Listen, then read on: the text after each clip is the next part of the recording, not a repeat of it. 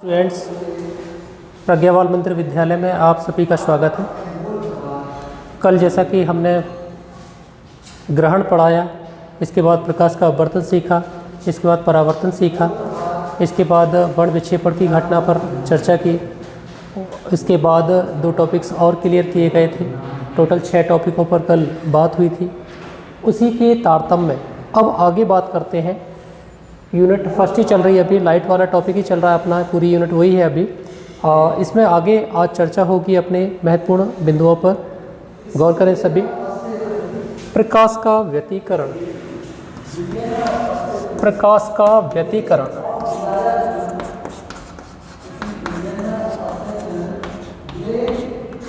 प्रकाश का व्यतिकरण उदयासन काल, उदयासन काल, प्रकाशीय यंत्र,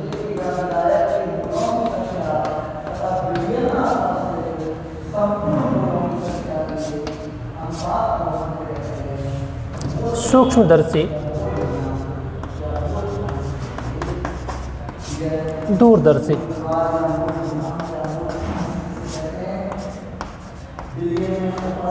सामने देखिएगा।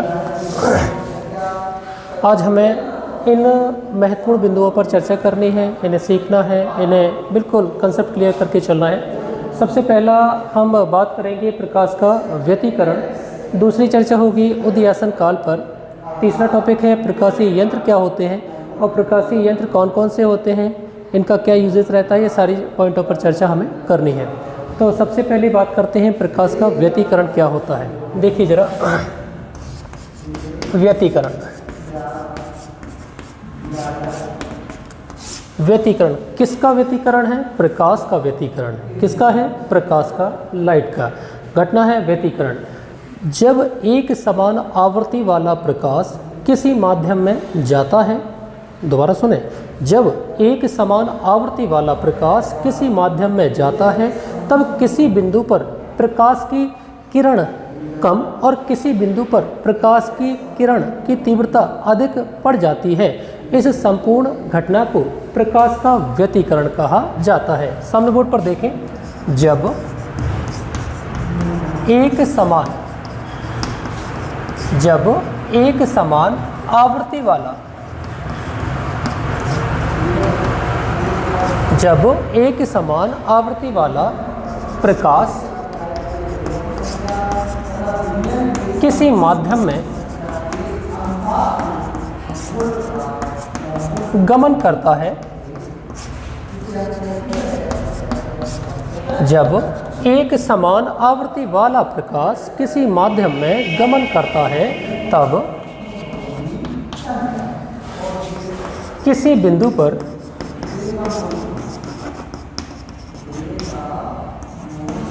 प्रकाश की किरण, तब किसी बिंदु पर प्रकाश की किरण कम तथा किसी बिंदु पर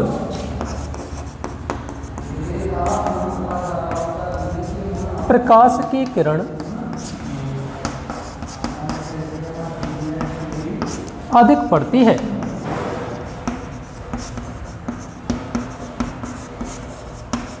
सामने देखिएगा जरा, प्रकाश का व्यतिकरण क्या है या व्यतिकरण से आप क्या समझते हो?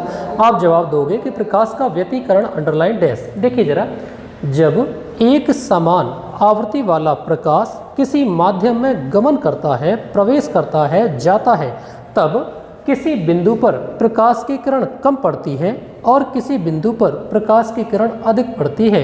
प्रकाश में होने वाली इस विशेष घटना को प्रकाश का व्यतिकरण कहा जाता है। सामने बोर्ड पर देखिए, एक एक वर्ड क्लियर करें। प्रकाश का व्यतिकरण क्या है? आपका जवाब होगा, जब एक समान आवृत्ति वाला प्रकाश। भाई कैसा प्रकाश है? एक समान आवृत्ति वाला प्रकाश किसी माध्यम में, किसी माध्यम में, माध्यम सघन हो या विरल हो, एक माध्यम से दूसरे माध्यम, किसी माध्यम में क्या कर रहा है, गमन करता है, जाता है, संचरित होता है, गमन करता है, तब किसी बिंदु पर तब किसी बिंदु पर प्रकाश की किरण कम तथा किसी बिंदु पर प्रकाश की किरण अधिक पड़ जाती है। प्रकाश में होने वाली इस विशेष घटना को प्रकाश का व्यतिकरण कहा जाता है। क्लियर हो चुका व्यतिकरण। पहला आपका लिखा हुआ है बिंदु प्रकाश का व्यतिकरण। एक नंबर ओटी में भी पूछ लिया जाता है कई बार कि भाई जब एक समान आवृत्ति का प्रकाश किसी माध्यम में जाता है तब किसी बिंदु पर प्रकाश की किरण का मान कम और किसी बिंदु पर प्रकाश की किरण का मान अधिक पड़ता है, तब वहाँ पर कौन सी घटना होती है? तब क्या लगाओगे? प्रकाश का व्यतिकरण। Answer clear? ठीक। नंबर दूसरे की चर्चा करते हैं, उदयासन काल। इसे मैं साफ कर देता हूँ।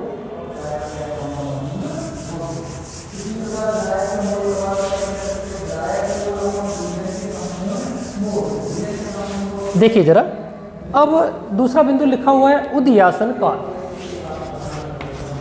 उदयासन काल। उदयासन काल क्या है या उदयासन काल से आप क्या समझते हो? ये जो काल है, काल का अर्थ होता है समय। आगे लिखा हुआ है उदयासन। उदयासन काल पूरा वर्ड ये फोटोग्राफिक कैमरे से संबंधित एक महत्वपूर्ण बिंदु आया है यहाँ पर, उदयासन काल। देखिए जरा, आप सभी ने देखा है फोटो खींचने वाले कैमरे। फोटोग्राफिक जो कैमरे होते हैं वो भी प्रकाशीय माध्यम या प्रकाशीय यंत्र माने जाते हैं और प्रकाश की उपस्थिति में ही अपना कार्य को संचालित करने का काम करते हैं। तो देखते हैं उदयासन काल। फोटोग्राफिक फिल्म पर जितने समय के लिए प्रकाश की किरण को डाला या छोड़ा जाता है उस समय काल को ही उदयासन काल के नाम से जाना जाता है। बोर्ड पर देखें कौन सा है? फोटोग्राफिक। फोटोग्राफिक। फोटोग्राफिक का अर्थ होता है फोटो खींचने वाला। फोटोग्राफिक फिल्म पर, फोटोग्राफिक फिल्म पर जितने समय के लिए, जितने समय के लिए प्रकाश की मात्रा को, प्रकाश की मात्रा को डाला जाता है। सामने देखिएगा, फोटोग्राफिक फिल्म पर जितने समय के लिए प्रकाश की मात्रा को डाला या छोड़ा जाता है उस समय काल को ही उदयासन काल के नाम से जाना जाता है। पुनः नोट करें, पुनः गौर करें, उदयासन काल क्या है? Photographic film. फोटोग्राफिक फिल्म, ये फोटोग्राफिक फिल्म क्या है भाई?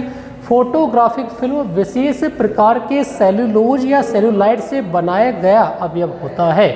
फोटोग्राफिक फिल्म पर जितने समय तक के लिए प्रकाश की मात्रा को डाला जाता है, प्रकाश की मात्रा को क्या कर रहे हैं? डाला जाता है। उस समय काल को ही, उस समय काल को ही, उस समय काल को ही उदयासन काल कहा जाता है।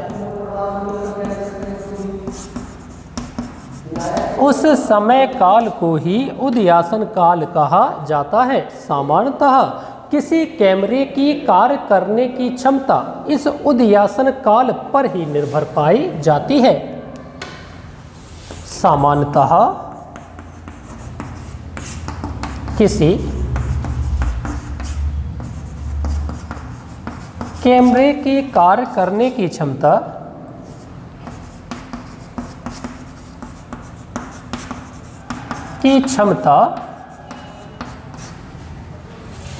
इस उदयासन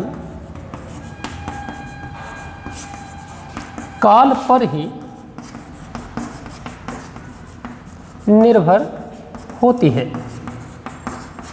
अब सामने देखिए उदयासन काल क्या है, उदयासन काल की डेफिनेशन क्या रहेगी भाई? उदयासन काल फोटोग्राफिक फिल्म पर जितने समय के लिए, फोटोग्राफिक फिल्म पर जितने समय के लिए प्रकाश की मात्रा को डाला या छोड़ा जाता है उस समय काल को ही उदयासन काल कहा जाता है। सामान्यतः किसी कैमरे की कार्य करने की क्षमता इस उदयासन काल पर ही निर्भर मानी जाती है। आंसर क्लियर हुआ? यदि ओटी में बेस बने आपका वार्षिक परीक्षा में कि भाई फोटोग्राफिक फिल्म पर डाले गए प्रकाश के समय काल को किस नाम से जाना जाता है, आंसर क्या लगेगा? उदयासन काल। क्या लगेगा? उदयासन काल। क्लियर बच्चों? ठीक। अब आते हैं अगले बिंदु पर। देखिए आपको दो बिंदु यहाँ पर क्लियर हो चुके। सबसे पहला मैंने क्या बताया? प्रकाश का व्यतिकरण। दूसरा क्या बताया? उदयासन काल। तीसरे पर पहुंचने वाले हैं प्रकाशीय यंत्र। एक बार और देखो, प्रकाश का व्यतिकरण, इसमें क्या बताया? अभी अभी ताजा अभी बताया कि जब एक समान आवृत्ति का प्रकाश किसी माध्यम में गमन करता है जाता है, तब माध्यम के किसी बिंदु पर प्रकाश की किरणों का मान कम और किसी बिंदु पर प्रकाश की किरणों का मान अधिक पाया जाता है। प्रकाश में होने वाली इस विशेष घटना को प्रकाश का व्यतिकरण कहा जाता है। दूसरा बताया उदयासन काल। दूसरे के बारे में चर्चा हुई, उदयासन काल, जो कि जस्ट आपके बोर्ड पर ही लिखा हुआ है। फोटोग्राफिक फिल्म पर, कौन सी फिल्म? फोटोग्राफिक फिल्म, जो कि सेल्यूलाइड या सेल्यूलोज से बनाई जाती है। फोटोग्राफिक फिल्म पर जितने समय के लिए प्रकाश की मात्रा को डाला या छोड़ा जाता है, उस समय काल को ही उदयासन काल कहा जाता है। किसी कैमरे की कार्य करने की क्षमता इस उदयासन काल पर ही निर्भर पाई जाती है। तो दोनों पॉइंट क्लियर हो चुके आपको। बहुत बढ़िया छात्रों। नंबर तीसरा बिंदु है हमारा प्रकाशीय यंत्र। मैं इसे साफ कर देता हूं।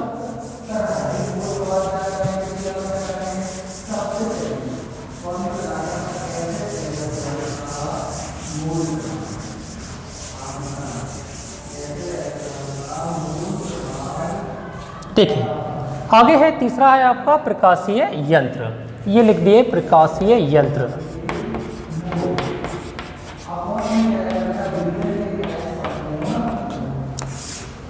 प्रकाशीय यंत्र क्या है?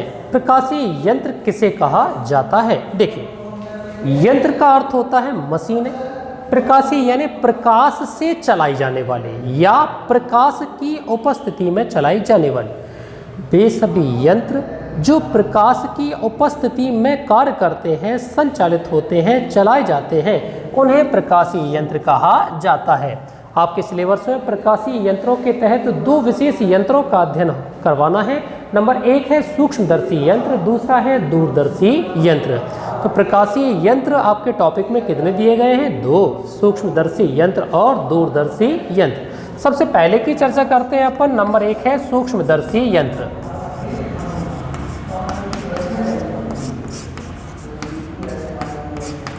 कौन सा यंत्र है भाई? सूक्ष्मदर्शी यंत्र। सूक्ष्मदर्शी यंत्र अंग्रेजी भाषा में इसे माइक्रोस्कोप कहा जाता है। माइक्रोस्कोप कहा जाता है। अब देखें प्रकाशीय यंत्र में क्या बताएं? प्रकाश की उपस्थिति में संचालित होने वाले संपूर्ण यंत्रों को प्रकाशीय यंत्र के नाम से जाना जाता है। प्रकाशीय यंत्र कितने? दो, सूक्ष्मदर्शी यंत्र और दूरदर्शी यंत्र। सबसे पहले की बात अपन करते हैं सूक्ष्मदर्शी यंत्र। देखिए जरा सूक्ष्मदर्शी यंत्र, पहला क्या है? सूक्ष्मदर्शी यंत्र। दूसरा भी है आपका दूरदर्शी यंत्र। दूरदर्शी यंत्र, इस यंत्र को अंग्रेजी भाषा में टेलीस्कोप कहा जाता है। टेलीस्कोप के नाम से जाना जाता है। सूक्ष्मदर्शी, दूरदर्शी, सूक्ष्मदर्शी, दूरदर्शी, माइक्रोस्कोप और टेलीस्कोप, माइक्रोस्कोप और टेलीस्कोप। चलिए अब विस्तार से अपन एक एक चीज का अध्ययन करते हैं। मैं नीचे का साफ कर देता हूं। सबसे पहले चर्चा करते हैं अपन किसकी भाई? सूक्ष्मदर्शी यंत्र की। देखिएगा जरा, सूक्ष्म, सूक्ष्म का अर्थ होता है बारीक से बारीक। दर्शी यानी देखने वाले, यंत्र यानी उपकरण या मशीन। एक ऐसा यंत्र जिसके द्वारा सूक्ष्म वस्तुओं का स्पष्ट बड़ा प्रतिबिंब देखने का कार्य किया जाता है, उस विशेष यंत्र को सूक्ष्मदर्शी यंत्र के नाम से जाना जाता है। पुनः गौर करें शब्दों पर। एक ऐसा यंत्र जिसकी सहायता से अति सूक्ष्म वस्तुओं का बड़ा प्रतिबिंब देखने का कार्य किया जाता है, उस विशेष यंत्र को सूक्ष्मदर्शी यंत्र कहा जाता है। अंग्रेजी भाषा में सूक्ष्मदर्शी यंत्र को माइक्रोस्कोप के नाम से जाना जाता है। Microscope, microscope. पुनः देखिए बोर्ड पर शब्द लिख रहा हूं मैं, देखिए जरा। एक ऐसा यंत्र, एक ऐसा यंत्र जिसकी सहायता से एक ऐसा यंत्र जिसकी सहायता से सूक्ष्म वस्तुओं का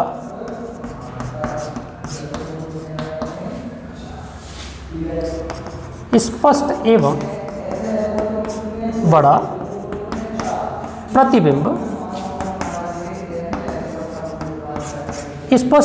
बड़ा प्रतिबिंब आसानी से देखा जा सकता है,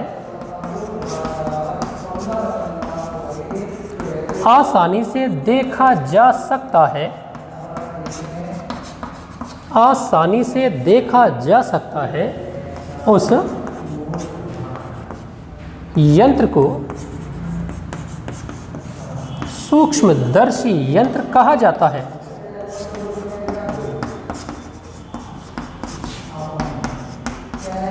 उस यंत्र को सूक्ष्मदर्शी यंत्र कहा जाता है। पहले तो परिभाषा क्लियर कर लो, शब्द क्लियर कर लो, जिससे आपकी ओटी भी क्लियर हो जाएगी और थ्योरी का 2 नंबर का क्वेश्चन भी क्लियर हो जाएगा। छात्रों सामने देखिए, प्रकाशीय यंत्र प्रकाश की उपस्थिति में संचालित किए जाने वाले यंत्रों को प्रकाशीय यंत्र कहा जाता है। प्रकाशीय यंत्रों में यंत्र के प्रकार 2, नंबर 1 सूक्ष्मदर्शी यंत्र, नंबर 2 दूरदर्शी यंत्र। नंबर 1 सूक्ष्मदर्शी यंत्र की बात अपन कर रहे हैं। सूक्ष्मदर्शी यंत्र, सूक्ष्मदर्शी यंत्र यदि इन्हें अलग अलग भागों में डिवाइड करें तो सूक्ष्म का अर्थ होता है बिल्कुल नगण्य, बारीक से बारीक। दर्शी यानी देखने वाला, यंत्र यानी मशीन, उपकरण। तो सूक्ष्मदर्शी यंत्र एक ऐसा यंत्र जिसकी सहायता से सूक्ष्म वस्तुओं का स्पष्ट एवं बड़ा प्रतिबिंब आसानी से देखा जा सकता है, उस यंत्र को सूक्ष्मदर्शी यंत्र कहा जाता है। पुनः सुनिए, एक ऐसा यंत्र जिसकी सहायता से सूक्ष्म वस्तुओं का स्पष्ट एवं बड़ा प्रतिबिंब आसानी से देखा जा सकता है, उस यंत्र को सूक्ष्मदर्शी यंत्र कहा जाता है। अंग्रेजी भाषा में इस यंत्र को माइक्रोस्कोप के नाम से जाना जाता है। अंग्रेजी भाषा में इसका नाम क्या है? माइक्रोस्कोप। ठीक, अब है सूक्ष्मदर्शी यंत्र के प्रकार। किसके प्रकार है? सूक्ष्मदर्शी यंत्र के प्रकार। उपयोगिता के आधार पर सूक्ष्मदर्शी यंत्र 2 प्रकार के पाए जाते हैं। नंबर 1 सरल सूक्ष्मदर्शी यंत्र,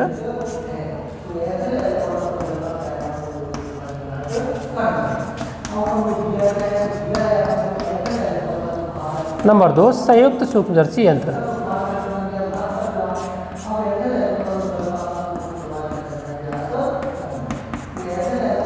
सामने देखिए जरा, सूक्ष्मदर्शी यंत्र कितने प्रकार के? 2, सरल और संयुक्त, सरल और संयुक्त, सरल और संयुक्त। इसे सिंपल माइक्रोस्कोप कहा जाता है, इसे कंपाउंड माइक्रोस्कोप कहा जाता है। सिंपल और कंपाउंड, सिंपल और कंपाउंड। इसे सरल या साधारण सूक्ष्मदर्शी यंत्र के नाम से जाना जाता है और इसे संयुक्त सूक्ष्मदर्शी यंत्र कहा जाता है। अब ये दोनों कहाँ से आ गए भाई? कहाँ से? क्या ये सूक्ष्मदर्शी यंत्र के 2 भाग होते हैं, 2 प्रकार होते हैं, जिनके नाम है सरल और संयुक्त। सरल सूक्ष्मदर्शी यंत्र और संयुक्त सूक्ष्मदर्शी यंत्र। एक एक से देखें जरा। नंबर 1 है सरल सूक्ष्मदर्शी यंत्र। इसका क्या है भाई? कैसी रचना होती है भाई? एक ऐसा यंत्र जिसमें एक साधारण उत्तल लेंस का उपयोग किया जाता है। एक साधारण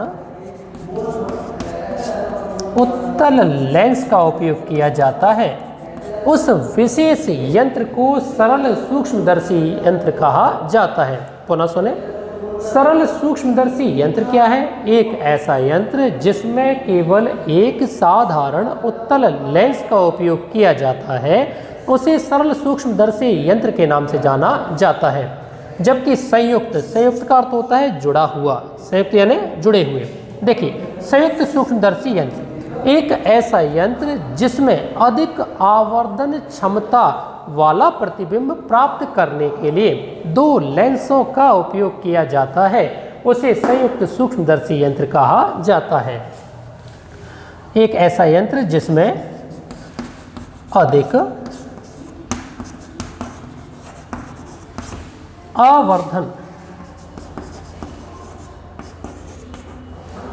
अधिक आवर्धित प्रतिबिंब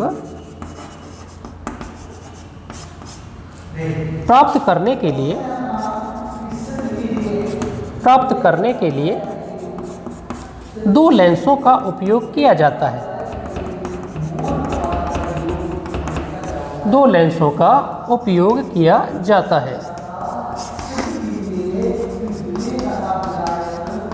उस विशेष यंत्र को संयुक्त सूक्ष्मदर्शी यंत्र कहा जाता है। सामने देखिएगा जरा सभी, देखिए लिखा हुआ है सूक्ष्मदर्शी के प्रकार। सूक्ष्मदर्शी कितने प्रकार की हैं? दो, सरल सूक्ष्मदर्शी यंत्र और संयुक्त सूक्ष्मदर्शी यंत्र। सरल और संयुक्त, सरल और संयुक्त। सरल में चर्चा क्या की हमने? सरल सूक्ष्मदर्शी यंत्र एक ऐसा यंत्र जिसमें केवल एक साधारण उत्तल लेंस का उपयोग किया जाता है। उस प्रकार के यंत्र को सरल सूक्ष्मदर्शी यंत्र कहा जाता है। जबकि संयुक्त यानी कंपाउंड माइक्रोस्कोप की डेफिनेशन क्या होगी? एक ऐसा यंत्र जिसमें अधिक आवर्धित बड़ा स्पष्ट प्रतिबिंब प्राप्त करने के लिए दो लेंसों का उपयोग किया जाता है। उस यंत्र को संयुक्त सूक्ष्मदर्शी यंत्र के नाम से जाना जाता है। तो सूक्ष्मदर्शी का ये टॉपिक क्लियर हुआ आपको पूरा? सूक्ष्मदर्शी यंत्र समझ में आया सभी को, सारे छात्रों को? बहुत बढ़िया। इसी प्रकाशीय यंत्र में आगे है हमारा क्या? दूरदर्शी यंत्र। अगला कौन है? दूरदर्शी यंत्र। चलिए आगे चर्चा करते हैं। मैं इस बोर्ड को साफ कर देता हूं।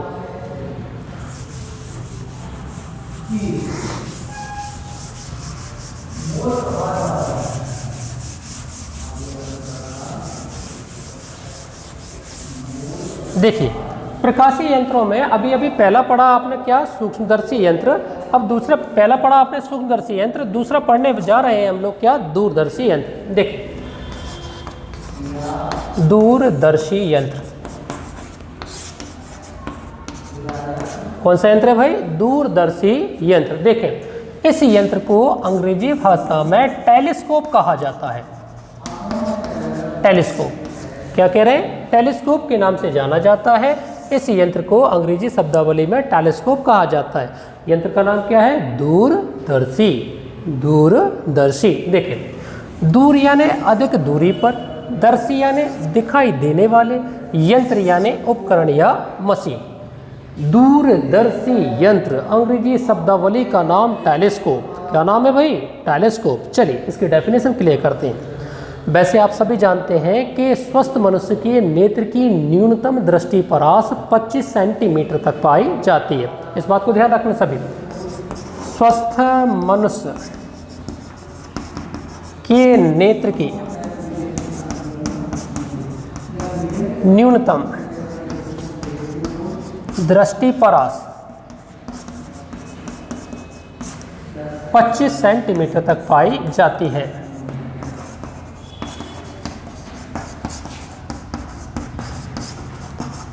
कितनी पाई जाती है भाई? 25 सेंटीमीटर। लेकिन होता क्या है, बता रहे हैं स्वस्थ मनुष्य के नेत्र की न्यूनतम दृष्टि परास, यानी हम लोग आसानी से स्पष्ट अक्षरों को देख पढ़ सकते हैं मात्र कितनी दूरी तक? 25 सेंटीमीटर तक। लेकिन 25 सेंटीमीटर से धीरे धीरे धीरे धीरे करके जब दूरी बढ़ जाती है और अधिक हो जाती है तो देखने में प्रतिबिंब ठीक प्रकार से महसूस स्पष्ट नहीं पहचान में आ पाता है। तब जब दूरी इतनी ज़्यादा बढ़ गई है कि आंखों से देख नहीं पा रही हैं, उस चीज़ को महसूस अनुभव नहीं कर पा रही है, तब सामान्यतः कौन से यंत्र का उपयोग करते हैं? दूरदर्शी यंत्र को। किस यंत्र का उपयोग करते हैं? दूरदर्शी यंत्र को। अब इसकी डेफिनेशन कैसे बनेगी भाई? देखते हैं जरा सामने। देखिए एक ऐसा यंत्र जिसकी सहायता से दूर स्थित वस्तुओं को स्पष्ट या साफ देखने का कार्य किया जाता है, उस विशेष यंत्र को दूरदर्शी यंत्र कहा जाता है। अंग्रेजी भाषा में टेलीस्कोप के नाम से जाना जाता है। सामने देखें, एक ऐसा यंत्र जिसकी सहायता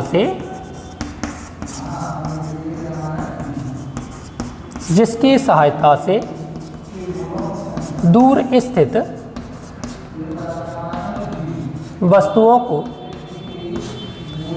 स्थित वस्तुओं को साफ साफ स्पष्ट प्रतिबिंब के रूप में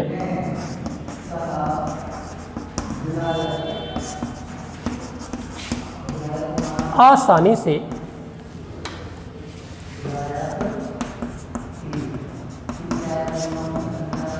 देखा जा सकता है, आसानी से देखा जा सकता है, आसानी से देखा जा सकता है उस विशेष यंत्र को, उस विशेष यंत्र को दूरदर्शी यंत्र कहते हैं। उस विशेष यंत्र का नाम क्या है? दूरदर्शी यंत्र कहते हैं। और अंग्रेजी भाषा में गौर करें और अंग्रेजी भाषा में इस यंत्र को टेलीस्कोप के नाम से जाना जाता है। क्या नाम है? टेलीस्कोप। बोलिए दोबारा, क्या नाम? टेलीस्कोप। देखिए, दूरदर्शी यंत्र, दूरदर्शी यंत्र एक ऐसा यंत्र जिसकी सहायता से दूर स्थित वस्तुओं को साफ साफ स्पष्ट प्रतिबिंब के रूप में देखा जा सकता है, उस विशेष यंत्र को दूरदर्शी यंत्र कहा जाता है। इस यंत्र को अंग्रेजी भाषा में टेलीस्कोप के नाम से जाना जाता है। देखिए, एक ऐसा यंत्र जिसकी सहायता से दूर स्थित, कहाँ पर स्थित है? दूर स्थित वस्तुओं को साफ साफ, कैसा देख पा रहे हैं? साफ साफ स्पष्ट प्रतिबिंब के रूप में आसानी से देखा जा सकता है, उस विशेष यंत्र को दूरदर्शी के नाम से जाना जाता है। दूरदर्शी यंत्र दो प्रकार के होते हैं। पहला है पार्थिव दूरदर्शी यंत्र और दूसरा है खगोलीय दूरदर्शी यंत्र। एक ऐसा यंत्र जिसकी सहायता से धरती पर या पृथ्वी पर दूर स्थित वस्तुओं का साफ साफ अवलोकन किया जाता है, उसे हम पार्थिव दूरदर्शी यंत्र कहते हैं। इस यंत्र के द्वारा बनने वाला अंतिम प्रतिबिंब हमेशा सीधा बनता है। और दूसरा है खगोलीय, खगोलीय दूरदर्शी यंत्र अर्थात अंतरिक्ष या आकाश में दूर स्थित ग्रह, नक्षत्र, पिंडों को देखने के लिए जिस यंत्र का उपयोग किया जाता है उसे खगोलीय दूरदर्शी यंत्र कहते हैं। इसके द्वारा बनने वाला अंतिम प्रतिबिंब हमेशा उल्टा बनता है। आज के लिए छात्रों इतना ही। यहाँ से आगे नेक्स्ट कल।